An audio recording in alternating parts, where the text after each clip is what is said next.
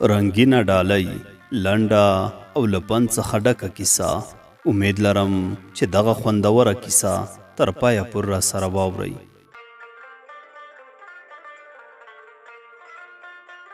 عبدالله د ستوري په نوم د شلپوړیز هوټل په برنۍ پوړ کې اوسېده.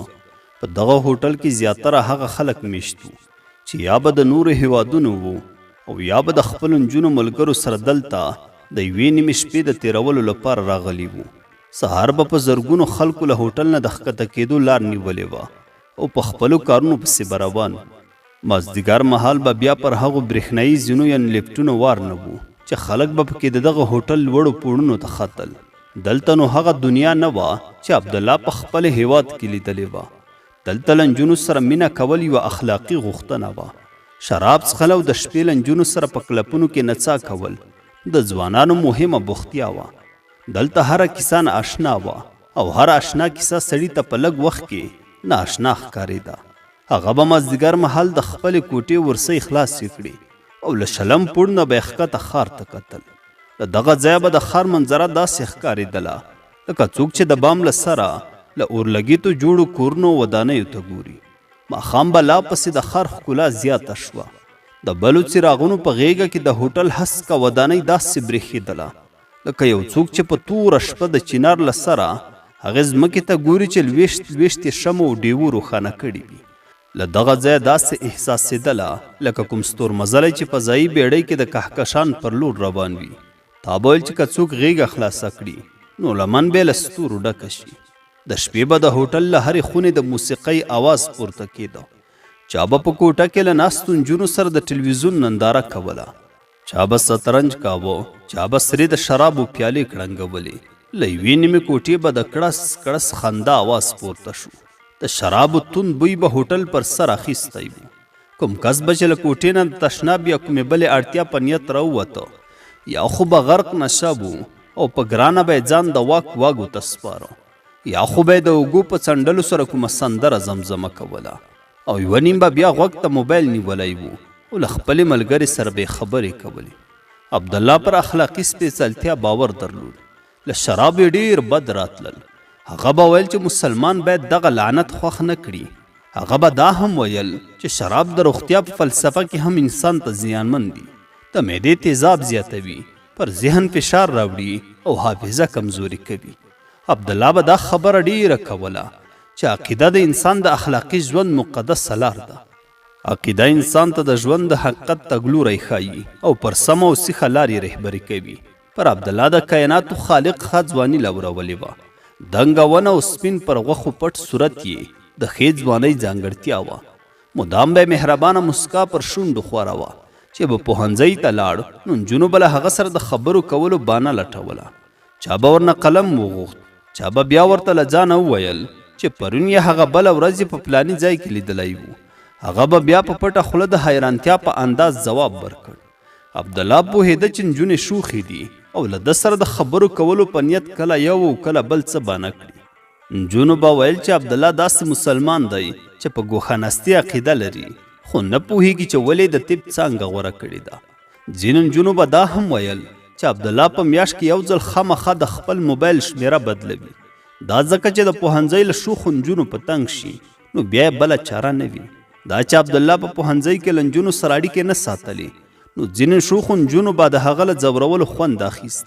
چېرته به چې هغه ناست و یا به یې د لوستنې په نیت د کوم کتاب پاڼې سره اړولې نو شنه ډله غربي نجونې به یې سر ته ودرېدې. یوې به ورته ویل عبدالله ته څومره ډېره مطالعه کوي. بلې به غږ وکړ کله خو د ژوند له کیسې هم خوند اخله، تفریح کوه، چکر وهه، موسیقي اوره. دا وخت به ولاړې نجونې سره مسکی شوې. عبدالله به د کتاب په منځ کې نښه کېښوده او پر خپل تندي به یې د نارضایتۍ نښې وځغلولې. عبدالله به شپه په همدې اسمانڅه کې هوټل کې تېروله.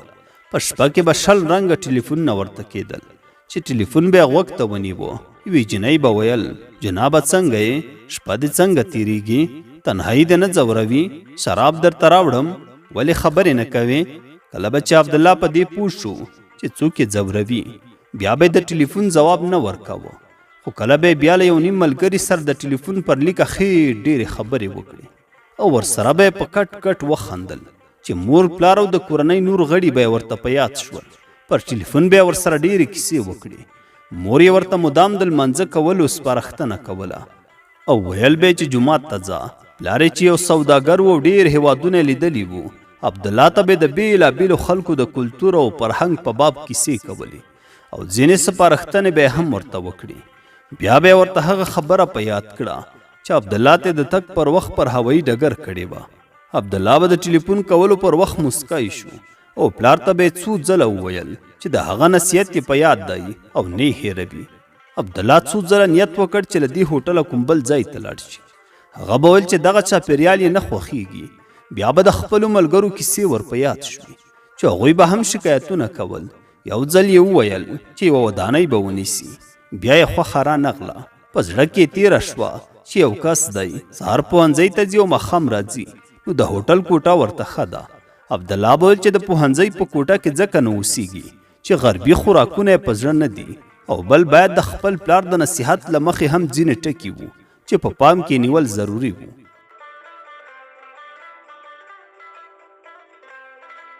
څو میاشتې تېرې شوې. عبدالله څه ناڅه د چاپېریال تر اغېز لاندې راغلی و. د پوهنځۍ نجونو به ویل چې اوس عبدالله ورسره په ورین تندي خبرې کوي. یوې نیمې ته خو په شونډو کې مسکای هم شي، او چې ټلیفون ورته وکړي تر هغې ټلیفون نږدي تر څو مقابل لوري نه وي ایښی. د چاپېریال اغېز د عبدالله په ژوند کې توپیر راوستی و. هغه اوس په کوټه کې ټایپ او ټلویزیون درلود او کله ناکله به یې خپله وطني موسیقي اورېدله. هغه به کله له ملګرو سره میلمه شو او کله به یې ډله ملګري په خپله کوټه کې مېلمانه کړل. یو ماښام هوټل ته روان وو چې پر لاره ورسره یوه ښکلې جنۍ ملګرې شوه. د جنۍ ته ځیر ځیر کتل. هغه چې د ښایست ډیوه وه په مهربانه مسکا عبدالله ته وکتل. ورنه یې پوښتنه وکړه، ګرانه څو بجې دي؟ عبدالله لکه چې همداسې یوې خبرې ته منتظر و. په بې صبرۍ سره یې ساعت ته وکتل او ویې ویل 10:05 6 بجې دي. هو 6. سمدواره یې هغې جنۍ ته وویل ته هم لکه چې په ستوري هوټل کې اوسېږي. جنۍ چې په خوله کې یې ژاوله ټرقوله او له هر قدم سره یې خورې ورې طلایي رنګه زلفې او یو بل لور ته اړولې. کیڼ لاس یې د عبدالله په لاس کې ورکړ، ګوتې سره د هغه په ګوتو کې واوبدلې. هوټل ته د ښي لاس په غځولو یې وویل هو په همدې هوټل کې اوسېږم، 6 پوړ 804 کوټه. د جنۍ بې شانې ښکلا د عبدالله له زړه سره د عقل او فهم سودا وکړه. هغه د جنۍ په ښکلا کې داسې ورک شو. تا به ویل چې په سر کې یوه ذره صد هم نشته. پر لار روان وو، خو د نظر ځواک یې په پرله پسې ډول د جنۍ د حسن په پلوشو کې محوه کېده. پیغلې له ژاولې یو پوکاڼی جوړ کړ او د سرو شونډو پر فشار یې وچوه. له دې سره یې وویل او ته بیا چېرته اوسېږې؟ عبدالله په شونډو کې مسکا وځغلوله. ویې ویل په 6 پوړ کې یم. هغه دا وویل او اروا یې په یو نامعلوم تصویر کې ورکه شوه. پیغلې هغه ته په مینه وکتل او دواړو یو بل ته له رمزه په ډک انداز مسکي شول. هوټل ته په نږدې کېدو د عبدالله په زړه کې ویره وه چې د ښکلا دغه ښاپېرۍ به له ده سره لاړه شي او که زړه به یې له ځانه سره یوسي. خو هغې د عبدالله خوا کله پرېښودله. دا وخت هغوی دواړه په هغې برېښنایي زینو کې پورته شول چې 6 پوړ ته ختله. شیبه پس پر 6 پوړ ښکته شول او دواړه هغې کوټې ته روان شول چې عبدالله پکې اوسېده. د عبدالله زړه له خوشحالۍ ټوپونه وهل. هغه دومره خوشحاله و چې په جامو کې نه ځایېده. پر کوټه ننوتلو سره سم پیغلې خوا او شا سترګې وګرځولې. د راحت ساه یې واخیسته. دا وخت پر دیوال ځوړندې هندارې ته ودرېده. لږه شېبه یې سره خپلې زلفې یوې او بلې خوا کړې. ویې لیدل چې د شونډو رنګ یې تت شوی. له خپلې ګرځنده بکسې نه د سینګار سامان راوویسته. خاص شېبه یې پر ځان خواري وکړه. عبدالله لکه د ښایست په فلسفه کې ورک وي. سترګې د جنۍ په څېره کې ټومبلې وې. که څه هم هغه ته لږ څه ګرانه وه چې په لومړي ځل له یوې نااشنا پیغلې سره د خبرو کولو د ګودر د موندلو پر هنر پوه شي. دا وخت سوچ ورغی چې پلار پر هوایي ډګر د کور له غړو جلا کړ او ورته یې وویل پام کوه بچیا چې په غر کې د اخلاقو بیړۍ د خواهشاتو په توپان کې ډوبه نه شي. بیا ور په زړه شو چې پلار یې هره ورځ پر ټلیفون ورته دا خبره کوي چې هلته ډېرې بې باکې نجونې د ایډز په ناروغۍ اخته دي او له هغوی سره ملګرتیا له ژوند سره لوبې کول دي.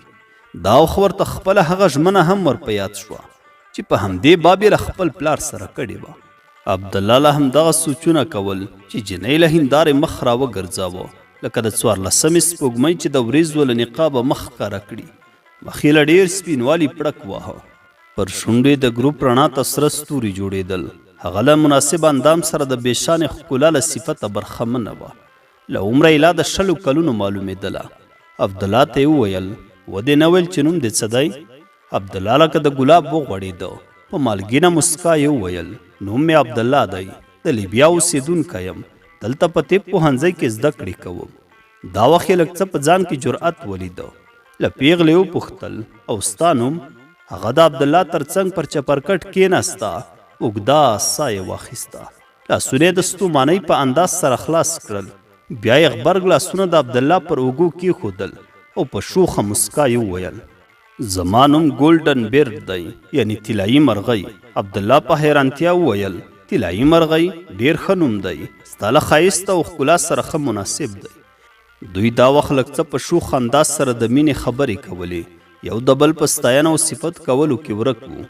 بیا یې د اوږدې ملګرتیا په نیت یو بل ته د خپلو موبایلونو نمرې هم ورکړې. پیغلې پر شونډو لمده ژبه راښکله او په خمار حالت لا پسې د عبدالله خوا ته ورنږدې شوه. ښایي نور یې د صبر په نوم له ځانه سره هیڅ حوصله نه درلوده. دا وخت یې د عبدالله له غاړې لاس تاو کړ، ویې ویل هو زه طلایي مرغه یم، چا چې ونیولم د هماغه یم. له دې سره دواړو ښه په کړس کړس وخندل او د کوټې ګروپ یې مړ کړ. سهار د لمر وړانګو کوټې ته لار موندلې وه. عبدالله چې له خوبه پاڅېده، پیغله په کوټه کې نه وه. هغه یوه شېبه په سوچونو کې ډوب و. له حده زیات پښیمان برېښېده. څو واره یې د توبو په ایستلو ځان په دې ملامتاوه چې له پلار سره یې کړې ژمنه تر پښو لاندې کړه. پورته شو چې په تشناب کې مخ پرېمینځي. دا وخت ټلیفون وشرنګېده. هغه ټلیفون غوږ ته کړ. په ښځینه آواز ورته وویل شول سلام، زما د زړه ګلابه، سهار چې ستا له کوټې وتلم نو ته په خواږه خوب ویده وې. ومې نه غوښتل چې نور د آرامه ارواح نارامه کړم. اوس راته په یاد شوه چې باید د یوې رنګینې ډالۍ مبارکي درکړم. هو، هغه رنګینه ډالۍ ایډز ده. تا ته دې مبارک وي. ستا طلایي مرغۍ د ایډز رنځوره ګولډن بیرډ. آواز خاموشه شو. پر عبدالله د خفګان خولې راماتې وې. تر ډېره په ختلي انداز ټلیفون ته غوږ نیولی و او لکه له خټو جوړه شوې مجسمه ناهیلی او غمجن ولاړ و.